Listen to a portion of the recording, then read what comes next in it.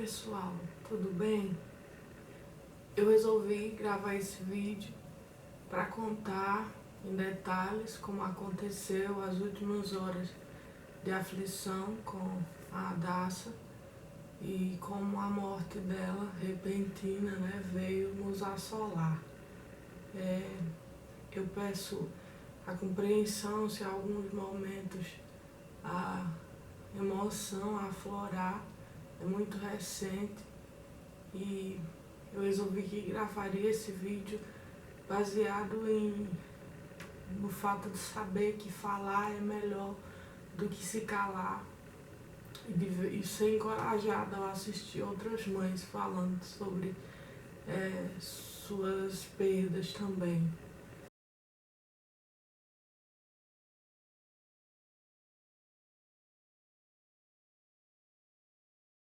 A Adassa, ela nasceu em uma quinta-feira, dia 10 de março de 2016. E ela já nasceu com um quadro de hidrocefalia grave, isso que a gente descobriu no 5º mês de gestação. Eu lembro que a pediatra levou ela para o local, onde faz a limpeza, a higiene, e eu lembro de escutar ela falando: chora, bebê, chora, porque ela não chorava. E eu lembro que de repente eu escutei um chorinho bem de leve, sabe? Isso, eu via só a perninha. Do jeito que eu tava na mesa, deitada, eu via a perninha dela, mexendo. Aquilo foi muito emocionante, muito impactante. E ela já nasceu com um quadro de hidrocefalia grave, isso que a gente descobriu no 5º mês de gestação. Quando ela nasceu, 11 dias depois, no dia 21 de março, foi feito a derivação ventrículo-peritoneal e foi colocada a válvula de derivação do líquido, que no caso da hidrocefalia, fica acumulado no crânio em excesso e causa um inchaço na cabeça. Depois de colocada, ela respondeu bem. Resumindo a história, quando a gente chegou em casa, ela foi só melhorando, desenvolvendo a cicatrização, tudo. Passaram-se 6 meses e para mim já foi uma grande vitória, porque nunca tinha havido nenhum problema. Mas aí, quando foi no dia 4 de outubro, uma terça-feira, os sintomas de que alguma coisa estava errada começaram, mas de início a gente não tinha como saber se era a válvula, nem mesmo o primeiro médico que a gente levou. E esse é o resumo. E agora eu vou contar para vocês o detalhe de como as coisas se agravaram, dos erros, da negligência médica, de várias coisas que culminaram na morte dela. E eu lembro que ela mamou e com pouco tempo ela colocou pra fora, vomitou. Só que aquela não era a primeira vez que isso tinha acontecido, E então eu achei que seria mais um, daqueles vômitos habituais, às vezes por encher muito a barriga, mamar muito e ficar muito cheio.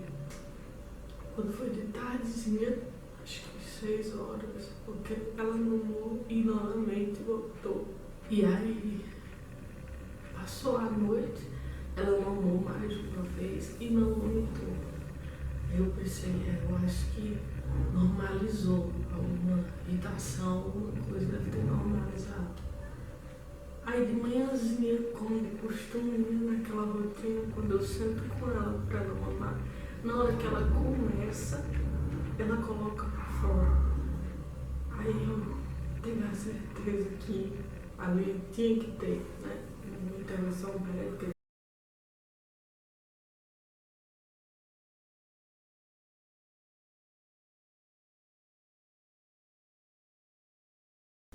O médico, ele ficou olhando e eu olhava.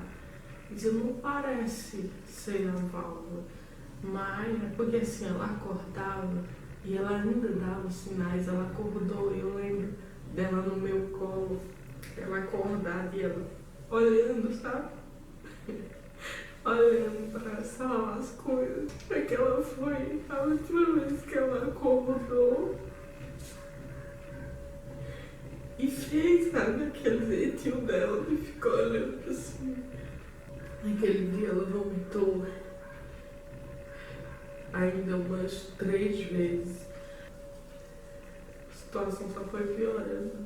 Muito rápido, foi muito rápido.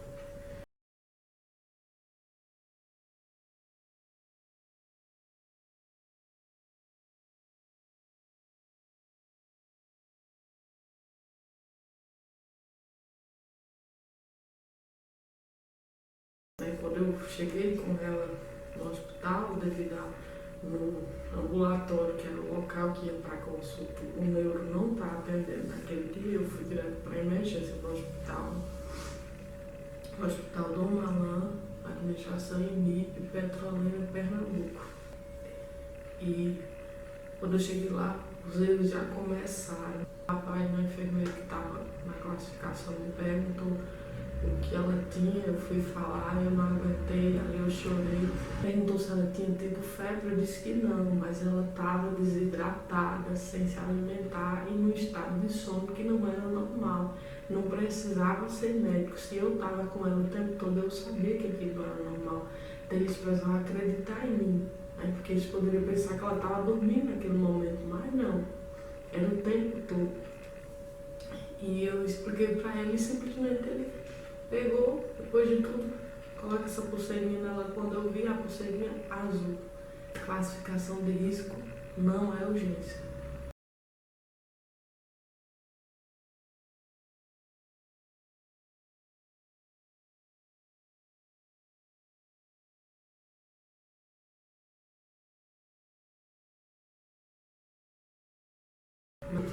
Isso é o que ela achou, me dando aquela pulseirinha. Na sala da pediatra, ela olhou da própria, né, onde ela estava. Ela olhou assim e disse: ela tem hidrocefalia? Eu disse: sim. Aí eu fui contar que ela estava com um quadro de vômito muito grave, não aceitava mais nada, não segurava mais nada no estômago, e que estava naquele estado de sono que não era normal. E ela ficou meio indecisa se era um caso para internar. E eu insisti que era, porque eu não tinha como voltar com aquele bebê, com aquela bebê, naquela situação, porque eu iria enlouquecer. Eu sabia que ela precisava de um atendimento rápido, de preferência da cirurgia, rapidamente. Era uma coisa que eu estava sentindo, talvez já Deus, eu não sei. Ela fez a internação e solicitou uma tomografia. Eu acreditando que aquela tomografia seria feita rapidamente, né? Porque eles não dão pra gente a hora nem o dia, eles simplesmente dizem que vai ser feita. E a gente acredita que é para logo, já que a situação é de emergência. E ali foi quando levaram ela para sala, né, da parte de emergência, eu ficava com ela lá e quando a enfermeira veio com um soro, aquele soro foi quando acabou, eles foram comunicar, né, para a enfermeira. Cheguei lá, comuniquei, hoje já veio. E aí demorou assim, e lá vai eu atrás, novamente. Até que depois de muito ir atrás para ver o que estava acontecendo, que aquele soro não chegava, uma disse: olha, a pediatra não prescreveu mais nenhum soro, não tem nada aqui prescrito. A gente não pode simplesmente colocar sem ela ter prescrito. Aí eu pensei: meu Deus, eu disse para ela, ela viu. E outra coisa, eu lembro que voltando um pouco, quando eu cheguei na sala da pediatra, que ela foi avaliar, ela disse assim, que eu falei que ela estava desidratada, ela disse: não, ela não está desidratada. Aí eu olhei, aí eu pensei: ela está se enganando, que o lábio dela, ela está avaliando pelo lábio, por isso aqui. Ela está se enganando, achando que ela está hidratada, porque eu estou o tempo todo molhando os lábios dela e tentando fazer com que ela engole de pouquinho, engolisse um pouquinho do soro. Então essa região dela aqui estava parecendo que ela estava hidratada assim, mas ela não estava. E ela se enganou por isso, e ela não deu crédito ao que eu falei, porque ela simplesmente quis confiar na avaliação dela de pediatra.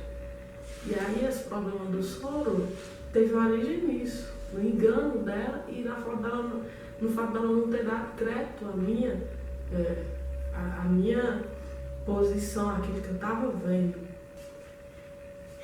Depois de muita insistência,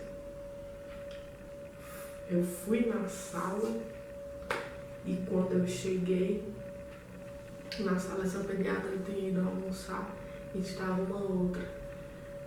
E ela disse assim, olha, espera ela chegar. Eu disse, ok, mas já faz mais, naquele momento, depois de tudo, acho que já fazia mais de cerca de 1-2 horas que eu estava atrás do soro. Só já faz muito tempo, ela não estava conseguindo tomar nada. Eu tentava tirar um pouquinho do leite, colocar um pouquinho, e ela simplesmente parecia que a língua estava travada. Sabe, essa região aqui, como se a língua dela tivesse travada, impedindo qualquer coisa de entrar. E ela não acordava nem um pouco, podia mexer, fazer todo aquele, sabe, ela não acordava. Ela disse para esperar, né, que tivesse paciência e que assim, quando eu tivesse que falar alguma coisa, que fosse pela enfermeira, que a enfermeira fosse falar com ela, só que eu já tinha feito isso N vezes com mais de uma enfermeira.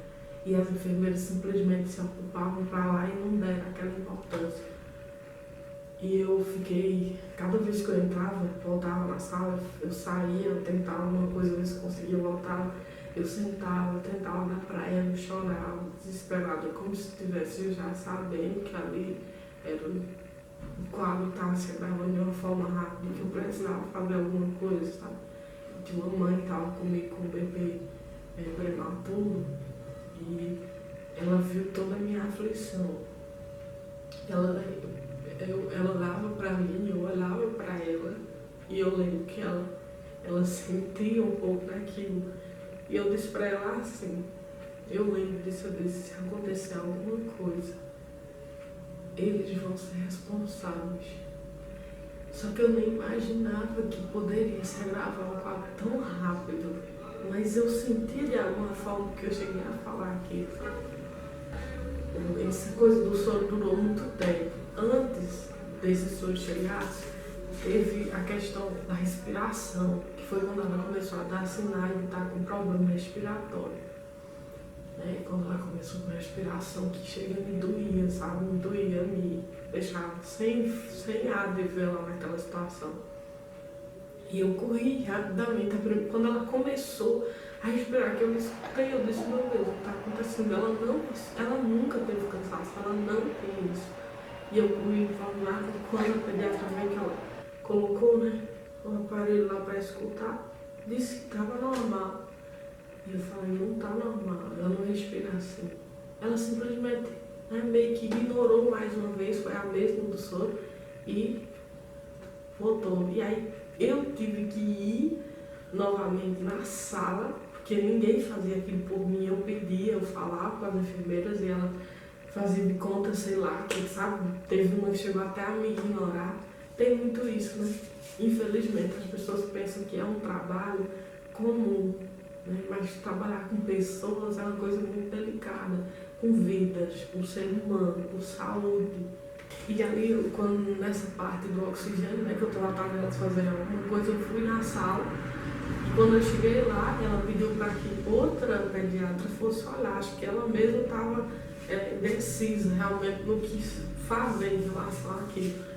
E a pediatra foi e disse quase a mesma coisa que ela. Só que como eu insisti na hora, e ela perguntou, ela respira assim? Eu disse, não, nunca. Eu falei, nunca ela respirou assim. E eu enfatizei aquilo, ela, então eu vou prescrever um O2. De forma bem simples, pareceu uma coisa muito simples, sabe? E eu, ok. Aí comecei a ter um certo alívio. Mas aí passou o tempo e eu pensei, e eu escutando ela respirar daquela maneira, aí eu pensei, por que não chegou ainda? Fui saber quando finalmente eu foram perceber, tinha havido lá um problema que aqui era para colocar o oxigênio, parece que não pensou que era outra, que era para colocar, enfim, esse tipo de erro simples, sabe, que se torna uma coisa muito séria, né? E até que quando finalmente chegaram, que colocaram, eu fiquei naquele alívio por aquele lado, só que como eu falei na questão do soro, a questão do soro já estava rolando. Essas mais duas coisas ao mesmo tempo para minha cabeça, para mim correr atrás. Eu, sei lá, eu estava sem saber o que fazer para eles darem atenção para ela, a atenção devida, sabe? Para eles perceber que não era só mais um paciente simples, não, é uma criança com hidrocefalia grave, hidrocefalia congênita, que estava possivelmente com um problema muito sério no sistema de derivação, que ela usava do líquido, que era a única forma dela ter uma vida normal, dela estar bem, porque se desse algum problema, o natural era que ela tivesse problema de saúde. E eu queria que eles entendessem aquilo. E quero muito hoje que as pessoas entendam isso, as pessoas e os profissionais de saúde que atendem ainda mais. Porque, sinceramente, eu sei a luta que as mães que têm filhos com hidrocefalia passam. Então, eu me lembro que quando foi por volta de umas 2 horas da tarde,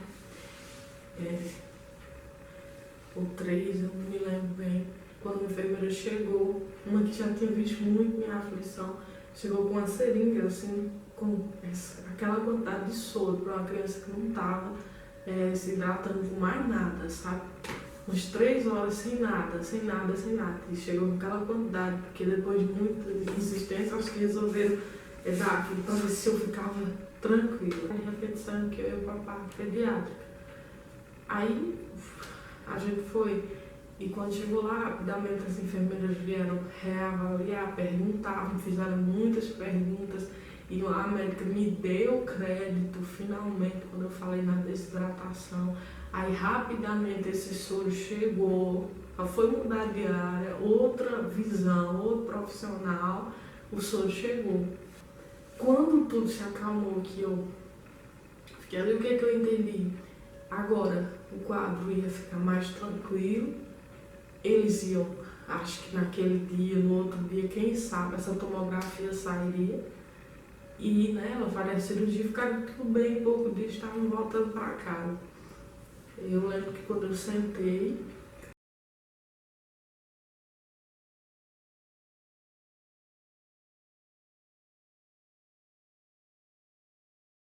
estava meio que respirando, de repente eu tô assim, quando eu levanto a vista, eu vejo aquele sangue, sabe, descendo por aqui, em grande quantidade do nariz dela. Eu levantei ali e cheguei a uma enfermeira, não sei quem, ela tá sangrando pelo nariz.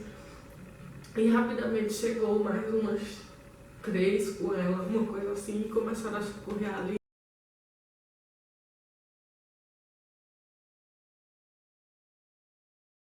E disseram, vamos, pega, leva pra sala de procedimento. E uma pegou ela no braço, e a outra pegou, quando estava ela saiu correndo, num corredor longo, até a metade, onde era a sala de procedimento. Elas correram tanto com ela, e entraram com ela, e eu fiquei na sala, assim, e vendo a movimentação, muita gente entrando e saindo, e eles fecharam, eu não quero que a gente fique. E eu pensando, o que foi isso, meu Deus? E eu tentando colocar minha cabeça, né? Depois de tanta aflição que eu comecei a pensar que as coisas iam ficar melhor. Aí depois que passou muito tempo lá dentro, o médico saiu e foi me explicar, né? E eu lembro que ele disse, mãe, ela teve uma parada respiratória. A gente conseguiu estabilizar, mas a situação é grave, não posso esconder isso de você, né? Você precisa se preparar para se alguma coisa pior acontecer. E a gente vai voltar com ela lá para onde ela estava, porque lá é a emergência, onde a gente está pertinho. se ela tiver novamente alguma parada, alguma coisa, a gente tá lá pertinho para socorrer. Aí eu entendi por que eles tinham colocado ela para a parte pediátrica. Porque era como se ela fosse um paciente normal, que podia esperar na parte pediátrica a tomografia, a cirurgia tranquilamente, não tratar como emergência. Emergência é como dizer, aqui tem que chegar, tratar um caso de vida ou morte, pronto. Então eles voltaram para lá, eu entendi a gravidade, né? E agora a forma diferente como ela foi tratada lá. Porque quando ele chegou, quando eles levaram ela de volta para aquela sala, foi outra coisa.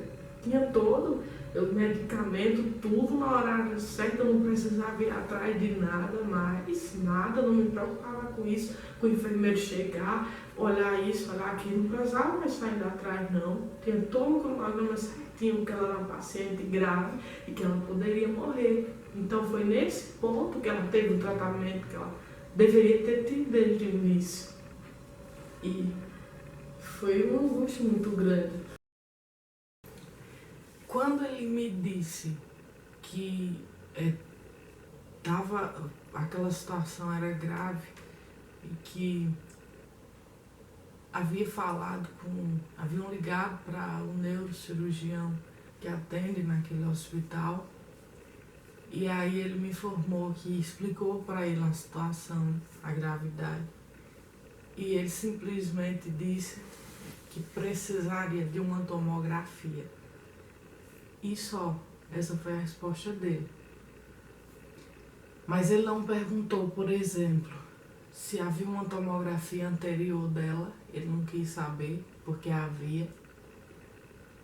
Ele não quis saber, né, não se deu o trabalho de ir lá ver a situação da paciente. E ficou por isso. Simplesmente ele usou o pretexto dessa tomografia para não ir lá fazer o que ele deveria ter feito. Aí você pode pensar e dizer, não, mas é um exame de imagem importante, tem que ser feito para poder ele saber direitinho o que ele vai fazer e tal. Sim, isso serve para situações que não são emergenciais. No caso dela, é emergência. Ele teria que ver uma forma de fazer a derivação ventricular para poder diminuir a pressão no crânio, porque ela estava tendo hipertensão intracraniana.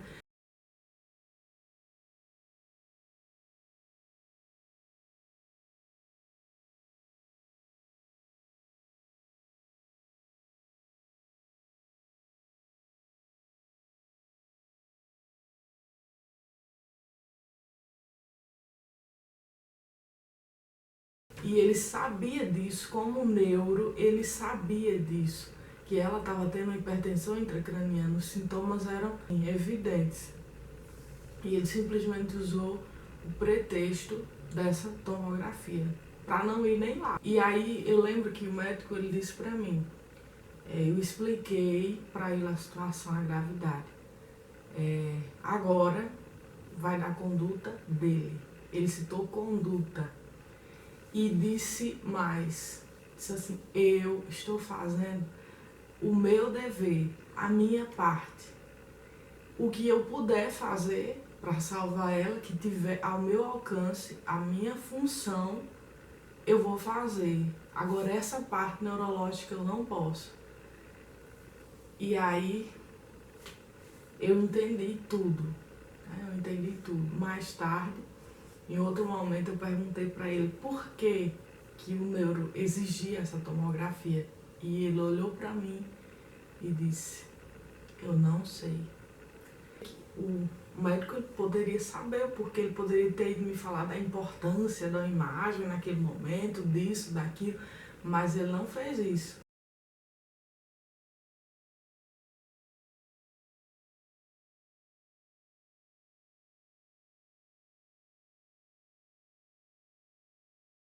Então foi negligência, não tem outra palavra para isso, não. E de todos os problemas que eu contei para vocês, de despreparo, principalmente, a pior negligência, o ponto assim culminante dessa história foi profissional que poderia ter salvo a vida dela e não se deu o trabalho de ir vê-la.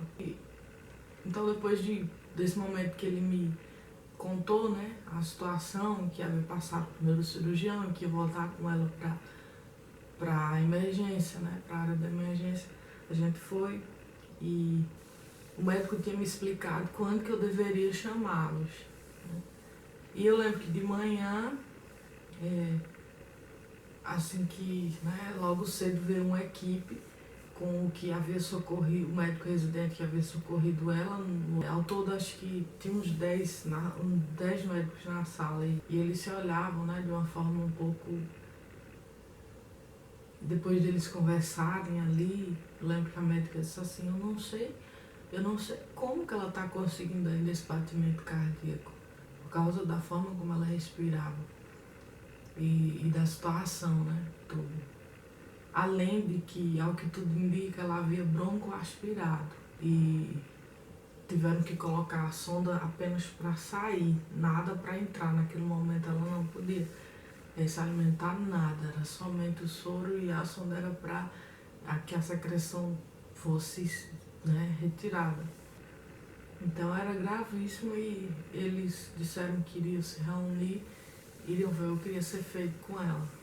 Quando foi 9 e pouco, cerca de 9 horas da manhã, eu comecei a ver que estava oscilando muito e estava baixando além do normal, aí voltava ao normal, né, porque estava oscilando muito, mas começou a ficar de uma forma mais estranha. Eu avisei para o enfermeiro, aí ele olhou, imagina quem? O da classificação de risco que tinha dado para ela pulseirinha azul, que não era urgência, que não era nada grave. Ele olhou assim e saiu chamar o médico.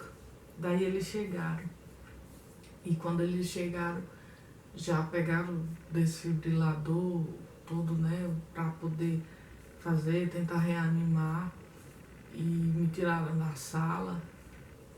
Eu mantive a minha fé de que Deus poderia, enquanto eu andava por aquele corredor, eu mantive a minha fé de que Deus poderia, sim, dar vida para ela, fazer um milagre.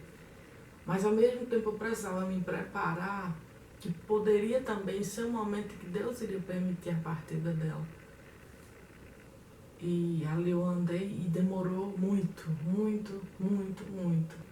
De repente eu não aguentei mais de tanta ansiedade. Aí eu me coloquei de frente à porta, né, que dava para ver o monitor dos sinais, né, vitais dela. E eles tinham colocado um negócio na frente para poder evitar que as pessoas ficassem olhando, né, porque as pessoas chamam muita atenção. E eu fiquei olhando os sinais vitais e eu percebia que o coração, em um momento, ele desaparecia as batidas e de repente ele voltava a mais de 300 a batida. Literalmente, aparecia isso, 300 e pouco. E a respiração lá embaixo. Aí de repente um subia, o outro descia. Ou de repente desapareciam os dois, um voltava e ficou assim. E começou a realmente não dar mais sinais de que haveria uma reanimação mesmo. Eles desligaram o monitor, né, sinal de que estava encerrado. E eu fiquei olhando, aí de repente, poucos minutos, saiu uma médica da sala e ela saiu com um olhar de compaixão, já me falando só com o olhar, o que eu já suspeitava, né? O que eu já tinha praticamente certeza, mas queria ouvir realmente que era aquilo, para mim tentar entender. E ali ela me abraçou e ali foi aquela aflição, o choro. Olha só, não dá para explicar o que a gente sente num momento desse. E para ficar de pé é Deus. Porque ter força para poder encarar um sepultamento, todo aquele processo.